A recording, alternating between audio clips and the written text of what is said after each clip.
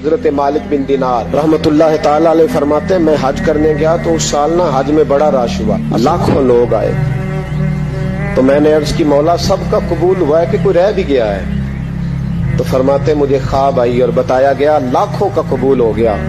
بڑا بے نیاز ہے اللہ، بڑا بے نیاز ہے، بڑا کریم ہے، چاہے تو گھر بیٹھے بیٹھے کہے ماں باپ کا چہرہ دیکھ میں تجھے حج کا ثواب، دیکھ ماں باپ کا چہرہ کا سب کا قبول ہوا، ایک ہے محمد بن ہارون بلخی اس کا نہیں قبول ہوا۔ فرماتے ہیں میں سویرے اٹھا تو میں ڈھونڈنے لگا کہ بلخ کے لوگ، خراسان کے لوگ کہاں ٹھہرے ہوئے، وہاں علیحدہ علیحدہ ہوتے ہیں نا، یہ پاکستانیوں کی بلڈنگیں، یہ انڈین ہیں، یہ فلان ملک ہیں، تو کہتے ہیں میں ڈھونڈتے ڈھونڈتے پہنچا تو میں نے بلخ کے لوگوں کو پا لیا۔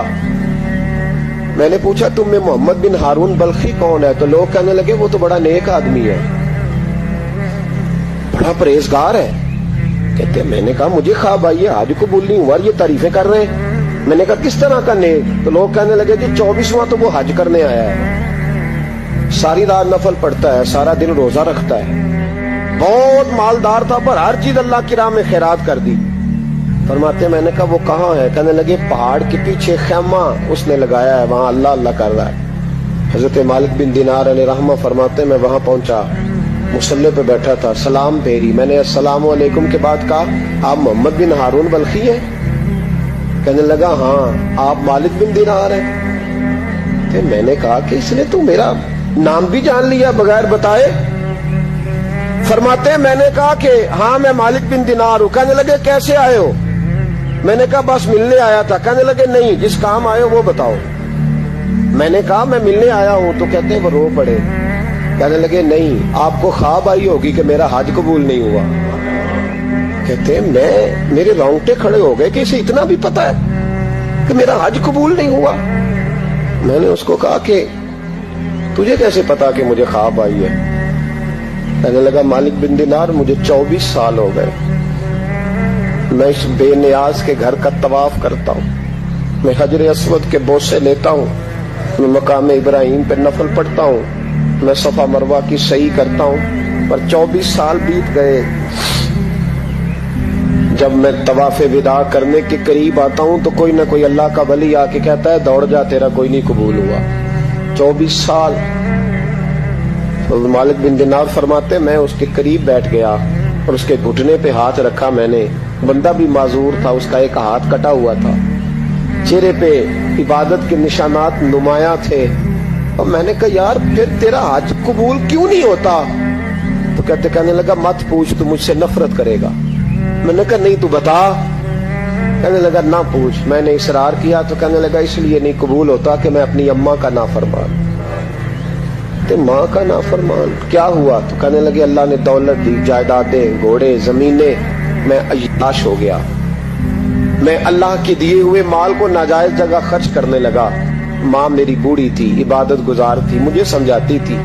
رمضان کا مہینہ، عصر کے بعد اماں تنور میں روٹیاں لگا رہی، میں گھر آیا شراب کے نشے میں، اماں روٹی دو۔ ماں کہنے لگی شرم کر، روزہ رکھا نہیں تو جنہوں نے رکھا ہے ان کا تو خیال کر۔ کہتے ہیں یہ لفظ میں نے سنے تو ماں کو ایک تھپڑ دے مارا، اماں جلتے ہوئے تندور میں گر گئی، لوگوں نے مجھے کمرے میں بند کر دیا۔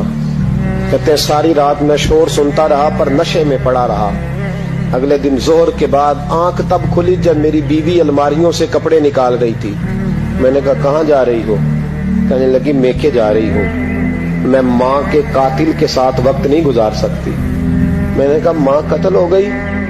کہا ہاں، رات 9 مہینے تجھے پیٹ میں رکھنے والی اور چھاتی کا دودھ تیرے گلے میں اتار کے پالنے والی تیرے ہاتھوں قتل ہو گئی۔ کہا کدھر ہے میری ماں کی میت؟ کا دفن کر دیا۔ بتایا کیوں نہیں؟ کہتے مرتے وقت کہہ گئی تھی اسے میرا منہ نہ دکھانا، میرے جنازے کے قریب نہ آئے۔ کہنے لگا میں اسی وقت اٹھا جس ہاتھ سے ماں کو مارا تھا، کلاڑا لے کے ہاتھ کاٹ دیا، جائیدادیں، گھوڑے، مکانات خیرات کر دیے۔ ساری رات نفل پڑھتا ہوں، سارے دن کے روزے رکھتا ہوں، ہر سال حج کرتا ہوں، عرش کا مالک معاف نہیں کرتا۔ حضرت مالک بن دینار کہتے ہیں میں نے بھی ایک تھپڑ مارا، میں نے کہا تو اسی قابل ہے تجھے معاف نہ کیا جائے، کبھی تجھے معافی نہیں ملے گی۔ کہتے ہیں میں ہو کے آیا، وہ روتا رہا، تڑپتا رہا، میں سویا گھر آ کے تو مجھے مصطفیٰ کریم علیہ السلام کا دیدار نصیب ہو گیا. نبی پاک صلی اللہ تعالی علیہ وسلم نے فرمایا مالک تو اسے کیوں مایوس کر آیا ہے اللہ کی رحمت سے, کیوں کہہ آیا اسے؟ میں نے کہا حضور اتنا بڑا قاتل ماں کا کیسے معافی ملے گی؟ تو محبوب فرمانے لگے اس کی ماں کی وجہ سے ہی اسے معافی ملے گی, ماں کی وجہ سے.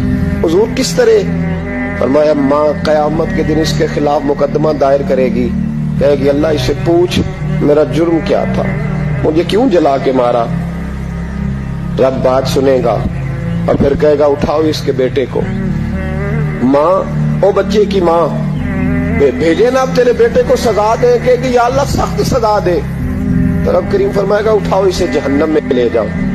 مصطفیٰ کریم فرمانے لگے جب زنجیریں ڈال کے فرشتے دوزخ کی طرف لے جا رہے ہوں گے نا تو پلٹ کے ماں کی طرف دیکھے گا, تھوڑا پھر آگے بڑھیں گے تو پھر دیکھے گا, پھر دوزخ کے قریب جائیں پھر دیکھے گا اور کہے گا اماں جی مجھے جلائیں گے, مجھے تکلیف ہوگی, زندگی میں جب درد ہوتا تھا تیرا نام میری زبان پہ آتا, اماں مارنے لگے ہیں مجھے, جلائیں گے. میرے مصطفیٰ کریم فرمانے لگے وہ ماں اسے جلا کے مار دیا وہ میدان محشر بول پڑے گی, کہے گی اللہ اے اللہ اے اللہ. رب کریم فرمائے گا کہ عرض کرے گی مولا میں نے معاف کیا تو بھی اسے معاف کر دے. اللہ فرمائے گا اس نے تو جلا کے مارا تو کیوں نہیں جلنے دیتی؟ حالانکہ اللہ سب جانتا ہے. کہے گی مولا میں تو ماں ہوں نا, کیسے موقع دوں؟ تو میرے محبوب فرمانے لگے مالک اللہ اسے اس کی ماں کی وجہ